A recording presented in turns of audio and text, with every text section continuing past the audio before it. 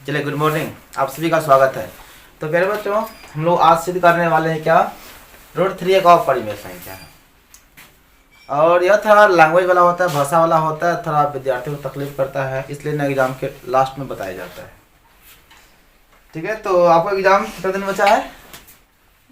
3 दिन। अरे 11 3 कितना होता है? 14। हाँ, ऑनलाइन वाले आप लोग का भी उतने बचा होगा, ठीक है ना। तो एक सवाल तो एग्जाम में पक्का रहेगा सिद्ध करने वाला। सिद्ध करें कि रूट 3 एक अपरिमेय संख्या है, सिद्ध करें कि 2 + √3 एक अपरिमेय संख्या है, अथवा आ सकता है सिद्ध करें कि रूट 5 एक अपरिमेय संख्या है, या आ सकता है सिद्ध करें कि रूट 7 एक अपरिमेय संख्या है। यदि हम लोग इसको अच्छी तरह समझ जाते हैं तो आराम से आने वाला सवाल जो है ना उसको सॉल्व कर सकते हैं। तो चलो बनाते हैं इसको।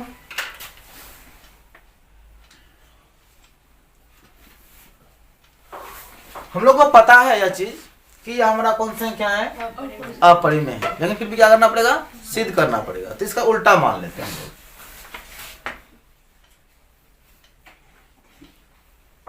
माना कि रूट 3 एक परिमेय मान लेते हैं, ठीक है,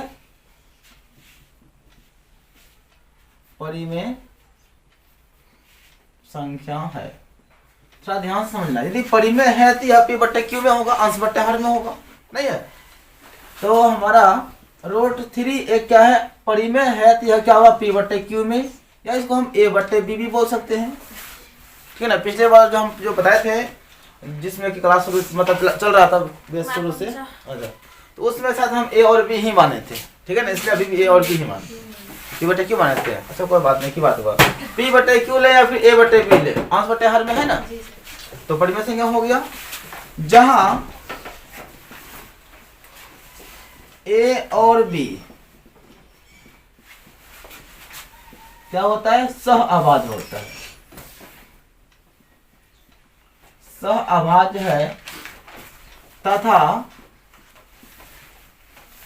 b = नॉट 0, यानी कि अंश हर जो है 0 नहीं होना चाहिए, ठीक है।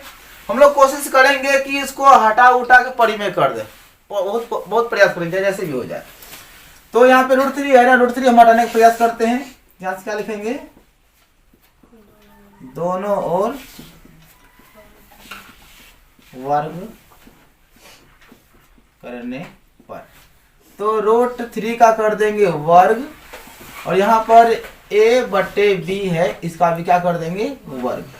एक बार फिर से ध्यान से समझना, हम a/b लिख सकते हैं, p/q लिख सकते हैं, x/y कुछ भी मान सकते हैं, ठीक है ना, लेकिन हाँ बट्टे होना चाहिए। परिमेय संख्या क्या होता है, p/q में होता है। तो यहाँ पे दोनों पट्टी क्या कर दे, वर्ग कर दे। जब रूट 3 का वर्ग करेंगे तो क्या होगा, हमारा 3 बाहर हो जाएगा, और जब a/b का वर्ग करेंगे तो यह वर्ग जो है दोनों के लिए है, हो जाएगा a का वर्ग और हो जाएगा b का वर्ग। नीचे कुछ नहीं तो क्या रहता है, 1, तो इधर से गुना कर दे, इधर से गुना कर दे, तो b² गुना 3, 3b², यहाँ पे 1 है ना, 1 गुना a², तो b² बराबर क्या हो गया, a², या गुना में है ना, आ जाएगा भाग में, इसको बोल देंगे समीकरण 1।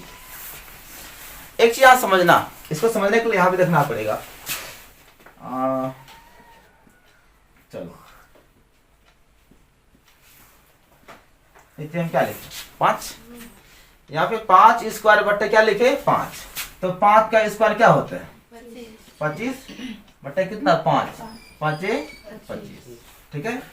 ये 5 का स्क्वायर था। अब यहाँ पे ई स्क्वायर को हटा देते हैं, क्या लिखे हम, 5, नीचे क्या है 5, 5 का 5।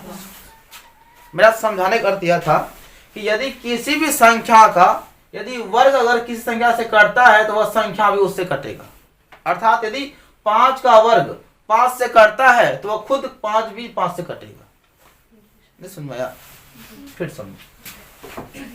यदि हमारा 4 का स्क्वायर इतना है ना, यदि 4 का स्क्वायर अगर 2 से कटता है तो 4 भी 2 से कटेगा। 4 का वर्ग कितना हो जाएगा, 4 चौके 16/2, 2 अट्ठे कितना हो गया, 16। यानी कि यदि 4 का वर्ग कितना हो गया, 16, यदि 4 का वर्ग 16 यदि 2 से कटता है तो खुद 4 भी 2 से कटेगा, देख लो ना। कितना आ गया 2। यानी कहने का मतलब है यदि किसी संख्या का वर्ग कोई संख्या से विभाजित होती है तो वह संख्या भी उसी संख्या से विभाजित हो जाएगी। अर्थात कहने का मतलब हुआ यदि हमारा a स्क्वायर, ठीक है, 3 से कट रहा है तो a भी 3 से कटेगा। क्या समझ में आया? यदि हमारा 4 का स्क्वायर अगर 2 से कट रहा है तो 4 भी ना 2 से कटेगा। उसी प्रकार से यदि हमारा a स्क्वायर 3 से कटेगा तो a भी 3 से कटेगा, नहीं कटेगा? यहाँ पे लिखेंगे चूंकि 3 जो है ना a स्क्वायर को विभाजित करता है, नहीं कर रहा है, नहीं भाग दे रहा है, लग रहा है ना। जैसे यहाँ पे हम क्या बोले, यहाँ पे है ना 4 का स्क्वायर, तो क्या लिखेंगे यहाँ पे 4 का स्क्वायर 2 से क्या हो रहा है, विभाजित हो रहा है। अर्थात यहाँ पे a का स्क्वायर किससे भाग लग रहा है, 3 से। यहाँ पे क्या लिखे 3 a स्क्वायर को क्या करता है, विभाजित करता है। या ये भी बोल सकते हैं a स्क्वायर 3 से विभाजित हो रहा है। तो इसलिए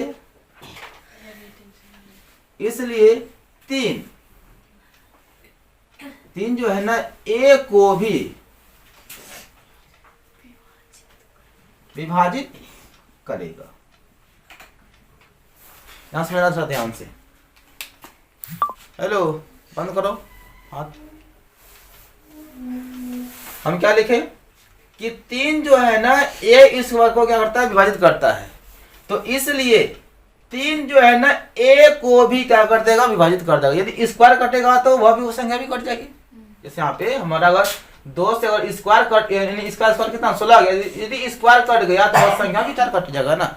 उसी प्रकार से यहाँ पर हमारा यदि a स्क्वायर 3 से कट रहा है तो a भी किससे कटेगा, 3 से कटेगा। 4 की संख्या कोनो संख्या कटने वाला 3 से हो सकती है। तो क्या लिखे, चूंकि 3 जो है a स्क्वायर को क्या करती है, विभाजित करती है।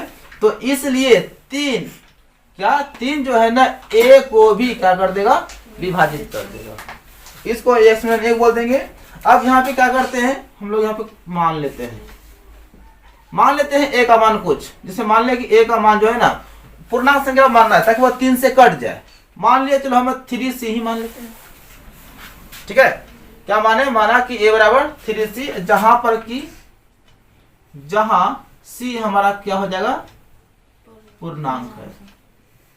क्या हो जाएगा हमारा c, क्या हो जाएगा, पूर्णांक हो जाएगा। अब क्या करेंगे, समीकरण 1 में जो है ना a का मान धर देंगे।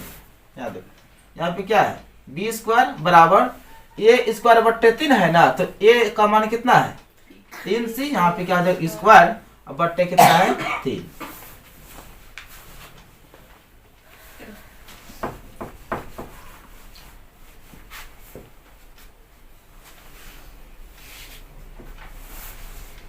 तो b स्क्वायर बराबर, देखना ध्यान से, 3c का स्क्वायर 3 तिया 9c स्क्वायर बट्टे कितना है 3 तिया 9। तो b स्क्वायर बराबर 3c का स्क्वायर। तो इसलिए c स्क्वायर बराबर, देखो ध्यान से, ये गुना में है ना, फिर देंगे तो भाग में, तो क्या हो जाएगा b स्क्वायर बट्टे 3।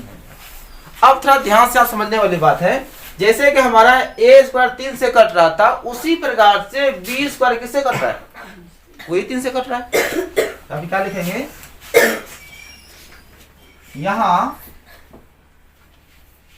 b स्क्वायर 3 से विभाजित हो रहा है, तो इसलिए b भी 3 से विभाजित होगा।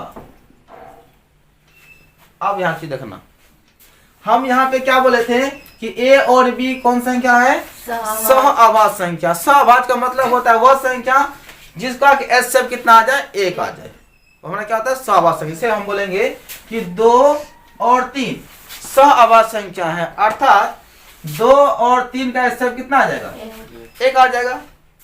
अर्थात 2 और 3 यदि हमारा सहअभाज्य संख्या है तो इसमें जो है ना 1 के सिवा और किसी से भाग लग ही नहीं सकता, ठीक है ना। तो यहाँ पे देखो हम क्या बोले थे, ए और बी क्या है, स्वाभाज्य संख्या है। यदि स्वाभाज्य संख्या है तो ए और बी में मात्र केवल एक से ही भाग लग सकता है और किसी संख्या से भाग नहीं लग सकता है। यहाँ देखो तो हमारा ए स्क्वायर में यानी कि ए में किससे भाग लग रहा था, 3 से, फिर वही बी में किससे भाग लग रहा है, 3 से। अर्थात हमारा मानावा कथन गलत हो गया, क्योंकि हमारा ए और बी क्या स्वाभाज्य था। स्वाभाज्य का मतलब क्या होगा, उसका गुणनखंड मात्र 1 होना चाहिए। लेकिन इसमें भाग देखो तो ए में भी भाग लग रहा है किससे, 3 से, और बी में भी भाग किससे लग रहा है, 3 से। 3 से भाग लग गया तो वो स्वाभाज्य होगा कहां से, क्या हुआ, नहीं हुआ। यहाँ पे क्या लिखेंगे, स्वाभाज्य संख्या वही संख्या होती है जिन दो संख्या से क्या होता है, 1 होता है। यहाँ पे क्या लिखेंगे, जो कि ए और बी में कम से कम एक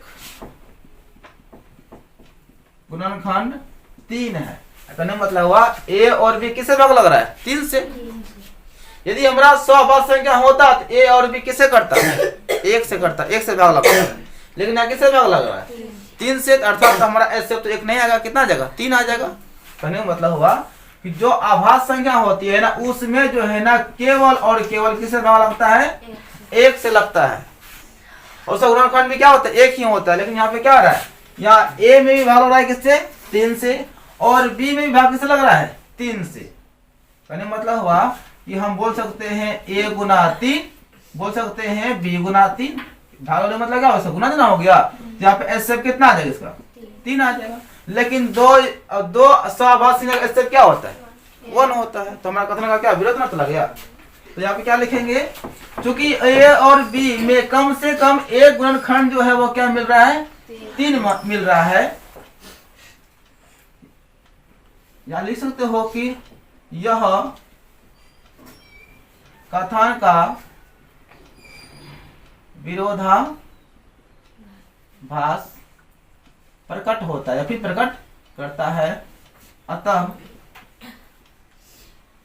हमारी मान्यता गलत थी कि √3 था ना, √3 एक परिमेय संख्या है, इसलिए √3 एक